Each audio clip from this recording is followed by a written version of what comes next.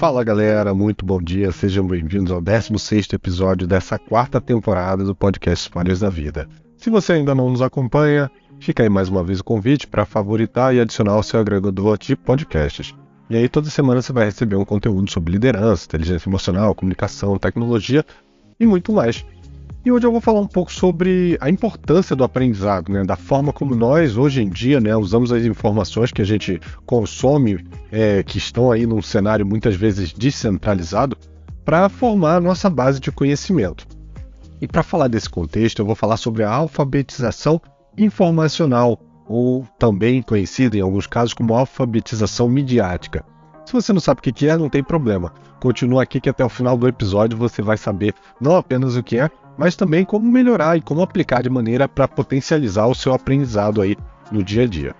E a alfabetização informacional, ela se refere à nossa habilidade de localizar, de avaliar, de utilizar e comunicar informações que são relevantes de forma eficaz e principalmente de forma ética, Independente do formato, se ela está em formato impresso ou digital, não faz diferença nenhuma. Isso inclui também a habilidade de pesquisar, entender quais são as fontes confiáveis, compreender questões como direitos autorais, questões de privacidade, de uso, e o uso, obviamente, ético dessas informações em diferentes contextos como educação, trabalho, a nossa vida cotidiana, Já a alfabetização midiática, ela tem um foco bem específico, que é nas habilidades para compreender e analisar conteúdos das mídias, como notícias, publicidades, redes sociais ou mídias sociais, entre outros. Ou seja, quando a gente fala dessa alfabetização informacional, é um conceito mais amplo que engloba essas habilidades de forma mais geral, tá bom? Então daqui em diante, eu vou falar muito mais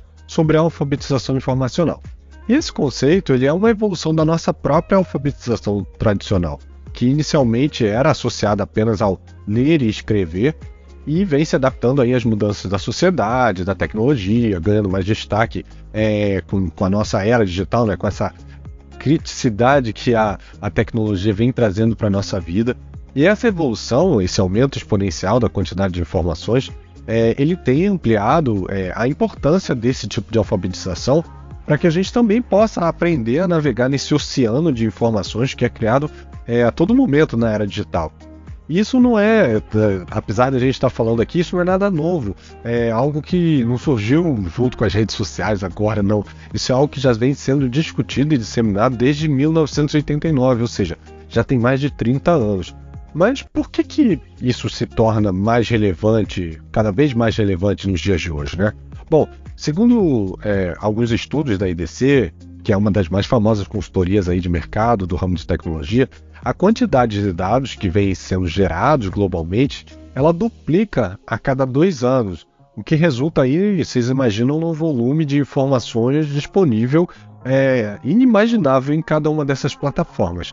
E com essa informação cada vez mais disponível, aí até na palma da nossa mão, literalmente, saber buscar, analisar e usar esse conteúdo para o nosso desenvolvimento pessoal ou para o nosso desenvolvimento profissional é uma habilidade que tem se tornado cada vez mais importante, tão importante aí quanto ler e escrever. E com essa grande quantidade de informações, como eu falei, saber discernir o que é confiável ou não é crucial para que a gente evite aí notícias falsas ou teorias da conspiração, informações que a gente sabe que podem levar aí a uma polarização ou uma tomada de decisão inadequada. A própria Unesco ela tem mostrado aí grande preocupação com esse tipo de alfabetização para que as pessoas sejam capazes de avaliar a quantidade, a qualidade e a confiabilidade das informações encontradas online, considerando aí a reputação da fonte, da origem da informação, o contexto que aquela informação está sendo apresentada. Então, está sendo apresentado no contexto político. Será que realmente essa informação é verdadeira? Ou a gente está falando de religião, e se existe ali uma presença de um viés ou de uma tendência que pode fazer com que aquele conteúdo não seja verdadeiro, E esse conjunto de habilidades ele tem sido aplicado em diferentes contextos. Na educação, por exemplo, a alfabetização ela ajuda os estudantes a conseguir fazer os seus trabalhos acadêmicos buscando aí muitas bases e evidências e compreensão de diferentes perspectivas, podendo formular até argumentos embasados nessas diversas fontes confiáveis. E saber avaliar essa fonte é como se você tivesse ali, sei lá, diversas enciclopédias disponíveis ao mesmo tempo, né? É claro que a gente tem que saber se todas essas enciclopédias são confiáveis. No ambiente profissional, aí eu acho que é um dos mais usados, se não o que mais precisa nesse sentido, esse senso crítico. Ele é muito importante, porque a gente consome muitas informações que, num mundo assim volátil, imprevisível como o que a gente tem, são necessárias para a nossa tomada de decisão. E por isso a gente acaba consumindo desde blogs até inteligências artificiais. Então, independente da profissão, hoje em dia é muito comum buscar essas informações para poder realizar as nossas atividades, planejar um projeto. Eu mesmo vivo buscando muitas informações até para criar esse tipo de conteúdo, de podcast ou outros conteúdos que eu acabo gerando por aí, né? Mas tendo muito cuidado com a curadoria desse conteúdo. Por mais que eu não bote aqui no podcast, tem muitas fontes que eu vejo de artigos ou fontes confiáveis, como eu falei da IDC, e tudo isso ajuda a saber que a informação que eu estou compilando aqui, e o que eu faço é mais ou menos o que os estudantes fazem, compilam algumas informações para consolidar um conceito que seja mais útil para todo mundo. Isso tudo me ajuda a trazer um conteúdo que realmente é relevante. E um cuidado que a gente tem que ter, principalmente na atualidade, onde a gente está sendo bombardeado por inteligência artificial, principalmente essas inteligências artificiais generativas, ou seja, as que estão criando conteúdos, e elas criam muito bem, assim, quase como se fosse um ser humano. É que nem sempre esses conteúdos são corretos. Elas são ótimas, são maravilhosas, podem ser aí um copiloto para a gente, mas a gente tem que saber perguntar, a gente tem que saber pesquisar da mesma maneira como nas redes sociais, nas mecanismos de busca. A gente também tem que saber pesquisar nas inteligências artificiais para que a gente consiga extrair ali a melhor informação. E claro que tem muita utilidade também no nosso dia a dia, desde informações relacionadas à saúde, finanças pessoais, o consumo das próprias notícias, até aprendizado sobre o uso de aparelhos domésticos e tecnologia. Eu mesmo nem lembro quando foi a última vez que eu li um manual, mas eu já consumi muito conteúdo aí de unboxing, eu explicando alguma funcionalidade de uma câmera fotográfica que eu eventualmente queria comprar, ou que eu comprei, e também até de air fryer, né? A gente acaba olhando muito mais como aquele produto vem sendo utilizado, quais as funcionalidades, do que abrindo ali um manual. Novamente, olha só como é importante. A gente está falando de saúde. Muitas pessoas acabam se automedicando porque elas leem algo na internet e acreditam 100% no que elas estão lendo ali, mesmo sendo uma informação que não se dá para provar que é correta ou não. É claro que a gente tem a Organização Mundial de Saúde, a gente tem origens que a gente sabe que são ótimas, mas a gente tem que procurar um especialista, né? Porque ele vai poder trazer a realidade para a gente. Essas informações, elas só nos dão a possibilidade de trazer um diálogo sobre esses problemas de forma mais clara, mas ele não vai fazer com que a gente vire médico, por exemplo. Pô, Bruno, bacana, mas e aí, como é que eu faço para desenvolver essas habilidades e melhorar aí a minha forma de aprender, de buscar informação, de avaliar, de analisar, para que eu possa, sim, consumir os conteúdos que sejam verdadeiros, que sejam relevantes, úteis, éticos, enfim. Olha só, eu já aviso que não é uma coisa que você vai fazer e acabou. A alfabetização informacional, ela é um processo contínuo, que requer aí que você continue praticando, que você se atualize constantemente, principalmente porque as formas de consumir esses conteúdos e as suas fontes, elas estão em constante evolução.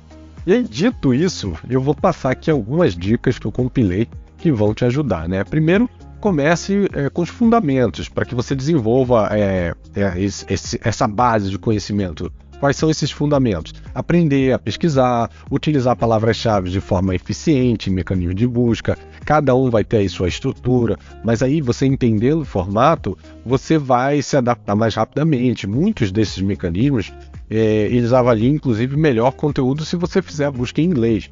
Pensar nessas palavras-chave, usando aí palavras relevantes dentro do seu tópico, dentro do seu contexto, evitando termos mais amplos ou genéricos, como melhor ou pior, porque melhor ou pior é muito tendencioso, vai de acordo com a avaliação de quem escreveu o conteúdo, né? E utilizando, por exemplo, operadores para melhorar o refinamento da sua pesquisa, como aspas para botar uma frase exata, ou operador de menos para excluir uma palavra que você não quer, ou de mais para incluir uma palavra que você precisa buscar. Isso também vai ajudar você a trazer aí um filtro melhor para a quantidade de informações que você está trazendo. Mas independente do filtro, você também tem que verificar a confiabilidade dessas fontes de informação antes de aceitar. É muito comum a gente receber informação de WhatsApp, de rede social, e pelo fato delas terem sido compartilhadas muitas vezes por pessoas que a gente confia e que a gente acredita, a gente pensa que elas são realmente verdadeiras. Mas tudo isso está relacionado à reputação, à credibilidade da fonte, bem como à autoridade e o expertise naquele determinado assunto. Por isso que sites, organizações governamentais, acadêmicos ou sites reconhecidos como confiáveis são muito mais importantes nesse sentido do que sites pessoais ou fontes desconhecidas ou fontes de fofoca, né? Que a gente sabe que ali a informação ela está muito mais para chamar a atenção do que para ser verdadeira. E como eu falei, é importante lembrar que há mudança nas fontes de informação, nas tecnologias, nas tendências de busca de informação. Saber dessas mudanças vai permitir que você se adapte mais rapidamente. Também aprimorar suas habilidades de pesquisa usando aí recursos diferentes, como bibliotecas digitais, bases de dados acadêmicas ou de artigos, catálogos de bibliotecas, e-books. E-books são muito comuns hoje em dia.